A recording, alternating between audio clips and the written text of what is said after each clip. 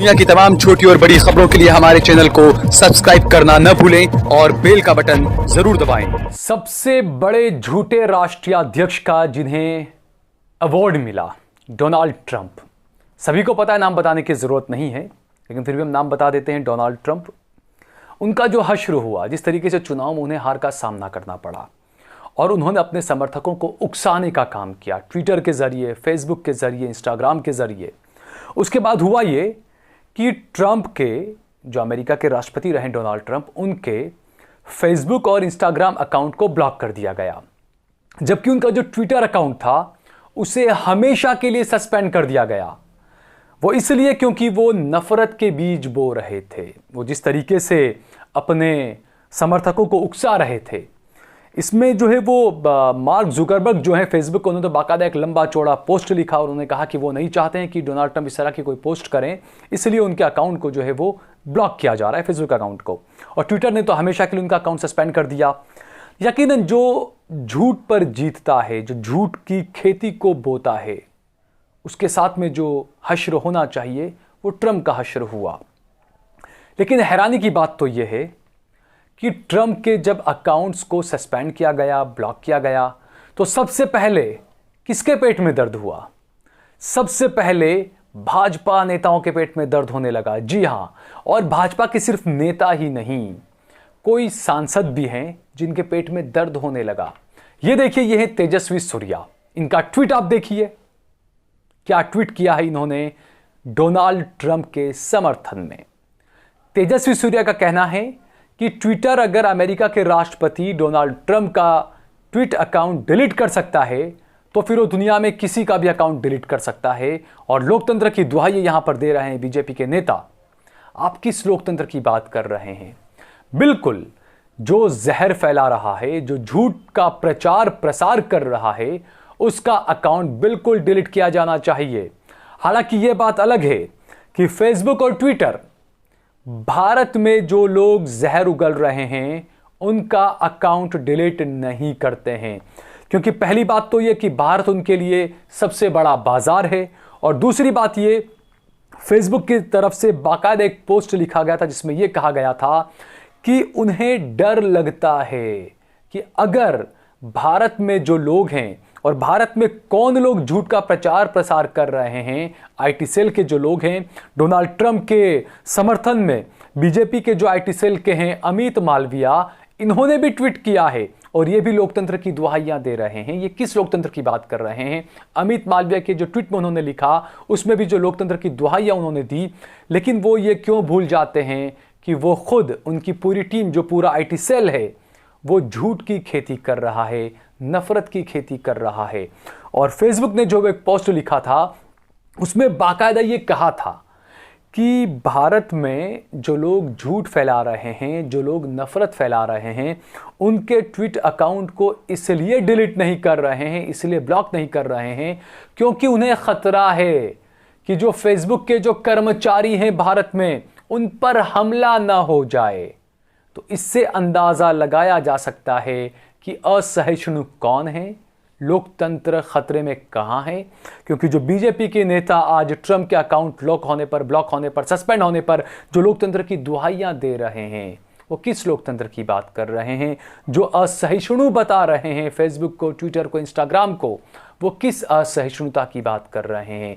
वो उस असहिष्णुता की बात कर रहे हैं कि जिनके खिलाफ कुछ कहा जाता है, सीधे उसे आतंकवादी बता दिया जाता है, सीधे उसे खालिस्तानी बता दिया जाता है, सीधे उसे राष्ट्रद्रोही, देशद्रोही बता दिया जाता है। अब डोनाल्ड ट्रंप ने जिस तरीके से अपना जो राजपाट किया और जिस तरीके से उन्हें वहाँ की जो स्पीकर हैं नैन्सी, नैन्सी पेलोसी, उन्होंने जो कहा कि ट्रंप जो हैं वो मानसिक बीमार हैं। आप सोचिए कि एक स्पीकर, एक देश की, वहाँ की जो संसद है, वहाँ की स्पीकर ये बात कहती है कि जो डोनाल्ड ट्रंप हैं वो मानसिक बीमार हैं। आप सोचिए, हमारे प्रधानमंत्री नरेंद्र मोदी किसका समर्थन कर रहे थे? अब की बार ट्रंप सरकारी नारा आप लगा रहे थे। और जिस तरीके से बीजेपी के नेता जो ट्रंप के समर्थन में उतरे हैं, असल में वो समर्थन में क्यों उतरे, इसके पीछे की वजह को आप समझिए। क्योंकि यहां पर आपने देखा कि मोदी ने बड़ा प्रचार प्रसार किया ट्रंप का जो वहाँ पर गए, हाउडी मोदी का कार्यक्रम हुआ, उसके बाद में नमस्ते ट्रंप को एक कार्यक्रम यहाँ पर बुलाया गया, ट्रंप को नमस्ते ट्रंप कार्यक्रम किया गया, और उसके बाद जो है वो गुजरात में ज़बरदस्त कोरोना बम भी फूटा। लेकिन जिस तरीके से मोदी जिस ट्रैक पे जा रहे थे, क्योंकि उन्हें पता था कि ट्रंप ने जो अपना पहला कार्यकाल जो पूरा किया था, उसमें उन्होंने जिस तरीके से ख़ासकर जो मुस्लिम हैं, जो इस्लामिक देश हैं, उनके साथ में उन्होंने जो किया, पाबंदी लगाई कई मुसलमान देशों के वहाँ पर आने को, अमेरिका में आने को लेकर, तो कहीं ना कहीं एक ही रोड पर ही दोनों चल रहे थे, मोदी और ट्रंप, क्योंकि दोनों की जो राजनीति है वो मुसलमानों से नफरत के इर्द गिर्द ही घूमती है। तो मोदी की भी राजनीति उसी पर घूम रही थी। तो ऐसे में डोनाल्ड ट्रंप को हारता देख बीजेपी के नेताओं को और अनभक्तों को लगा कि ये तो हमारे बड़े साहब की नाक कट रही है, और इसीलिए जो है वो समर्थन में उतर आए यहाँ पर आईटी सेल के लोग, बीजेपी के नेता, बीजेपी के सांसद, ये सब के सब जो है वो यहाँ पर ट्रंप के समर्थन में उतर आए। अब जब बीजेपी के नेता, बीजेपी के आईटी सेल के लोग, बीजेपी के सांसद जब समर्थन में उतर आते हैं, तो फिर भला हमारा गोदी मीडिया पीछे कैसे रह सकता है। गोदी मीडिया के कुछ एंकर हैं, वो भी समर्थन में उतर आए ट्रंप के। आप देखिए, ये महाशय हैं, इनका ट्वीट देखिए आप, ये क्या कह रहे हैं ट्वीट में। इन्हें भी लोकतंत्र खतरे में लग रहा है, और जिस तरीके से ये जो बातें बोल रहे हैं, भाई लोकतंत्र खतरे में तो आप अपने घर को झांकिए ना। आप यहाँ पर किसी को आवाज़ नहीं उठाने देते हैं। आपको यहाँ पर जिसकी आवाज़ सुननी चाहिए आप उसकी आवाज़ नहीं सुनते हैं। सवाल आपको करना चाहिए सत्ता पक्ष से, सरकार से, लेकिन आप सवाल करते हैं विपक्ष से। किसान वहाँ पर बैठे हुए हैं, 60 से ज़्यादा किसान अपनी जान गंवा चुके हैं। आपको सवाल करने चाहिए सरकार से, लेकिन आप किसानों को लाकर जो है वो कटघरे में खड़ा कर रहे हैं। ये हैं दीपक चौरसिया, क्या ट्वीट इन्होंने किया आप देखिए। इसके अलावा एक और गोदी मीडिया के एंकर हैं अमीश देवगन, उन्होंने जो ट्वीट किया है उसे भी आप देख लीजिए। तो ये जो हो रहा है, जिस तरीके से जो मोदी के जो भक्त रहे हैं और जो अनभक्त रहे हैं, और जो बीजेपी के नेता हैं, आईटी सेल के लोग हैं, जिस तरीके से ट्रंप के समर्थन में उतरे हैं, तो यकीनन गोदी मीडिया को भी समर्थन में उतरना ही था, और इसीलिए वो भी समर्थन में उतर गए। लेकिन इन्हें ये समझना चाहिए कि हम अमेरिका में लोकतंत्र को लेकर दुहाइयां दे रहे हैं, लेकिन हमारे खुद के देश का हाल क्या है। यहाँ पर जो है वो झूठ की खेती करते हुए, नफरत फैलाते हुए लोकतंत्र की जड़ों को यहाँ पर किस तरीके से हिलाया जा रहा है, इस बात पर गौर करना चाहिए, ध्यान देना चाहिए। वहीं दूसरी बात, जिस तरीके से ट्रंप को हार का सामना करना पड़ा, पूरी दुनिया के सामने एक ये मिसाल इसे कहा जाएगा, क्योंकि कई अखबारों की सुर्खियां बनी थी कि ट्रंप ने जो है वो इतने साल में 10,000 मरतबा झूठ बोला, 20,000 मरतबा झूठ बोला। लोगों ने चुटकियाँ भी ली सोशल मीडिया पर कि हमारे प्रधानमंत्री मोदी ने कितना झूठ बोला, उस पर भी लोगों ने चुटकियाँ ली। कई बातें बोलकर जुमले बता दिए गए, उस पर भी चुटकी ली। बहरहाल जो अमेरिका का जो घटनाक्रम हुआ, ट्रंप तो चले गए। अब जो है वो नए जो इलेक्टेड राष्ट्रपति हैं जो बिडेन, वो जो 20 जनवरी को उनका शपथ ग्रहण होने वाला है। ट्रंप ने साफ कर दिया है कि वो शपथ ग्रहण में नहीं जाएंगे। लेकिन ऐसे में अब देखना ये होगा कि जिस तरीके से प्रधानमंत्री नरेंद्र मोदी ने जो काम किया, ट्रंप को लेकर उनका जो चुनाव प्रचार किया, ये मोदी की बड़ी भूल माना जाएगा, और इसका खामियाजा हो सकता है देश को भुगतना पड़े।